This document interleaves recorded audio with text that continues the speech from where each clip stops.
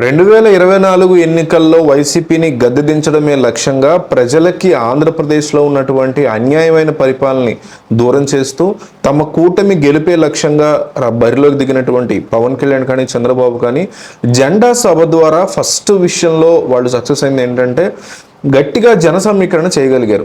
మనం చాలాసార్లు మాట్లాడుకున్నాం.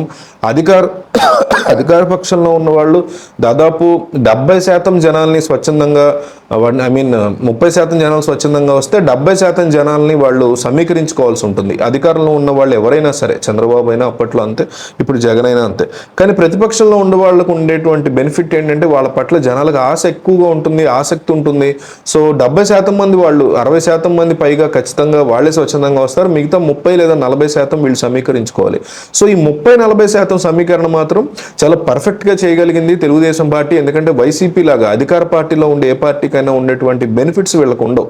కాలేజ్ బస్సులు కానీ, ప్రైవేటు బస్సులు కానీ, ముఖ్యంగా ఆర్టీసీ బస్సులు ఇవ్వడం అయితే అసలు ఇంపాసిబుల్, జరిగే పనే కాదు. అసలు ఎలా కూడా చేయరు. అంటే అధికారంలో చంద్రబాబు ఉన్నా అప్పుడు జగన్ సభలుగా అట్లాగే చేసేవారు. సో ఈ రకమైనటువంటి పరిస్థితుల్లో కూడా జనాల్ని అంత అద్భుతంగా సమీకరించుకోగలగడం అనేది ఒక బిగ్గెస్ట్ పాజిటివ్ ఇంపాక్ట్గానే చూడాలి ఈ యొక్క పొత్తుకు సంబంధించినటువంటి సభ వరకు.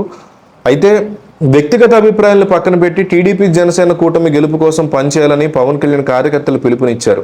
ఉమ్మడి అభ్యర్థుల జాబితా ప్రకటన తర్వాత ఇరు పార్టీల్లో అసమ్మతి సెగ బగ్గుమంటున్న వేళ ఈ జెండా సభ పొత్తు మీద ఏ మేరకు ప్రభావం చూపిస్తుందనే చర్చ మొదలైంది. సభ ప్రారంభంలో చంద్రబాబు పవన్ కళ్యాణ్ జెండాలు మార్చుకోవడం హైలైట్గా నిలిచింది.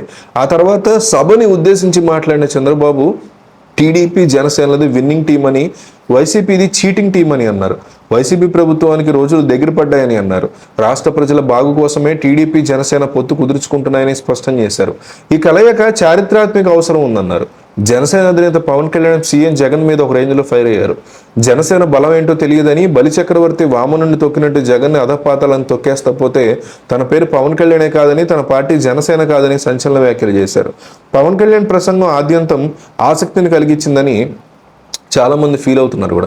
అయితే ఈ పరిస్థితుల్లో ఓట్ల బదిలీ స్ట్రాంగ్గా ఉంటుందనేటువంటి సూచనలు కూడా గట్టిగా బయటికి వెళ్ళాయి. 24 సీట్లు ఇవ్వడమే తక్కువ అని ఫీల్ అవుతున్నటువంటి ఈ తరుణంలో పవన్ కళ్యాణ్ ఇచ్చినటువంటి రీజనింగ్కి చాలా మంది కన్విన్స్ అయ్యారని తెలుస్తోంది.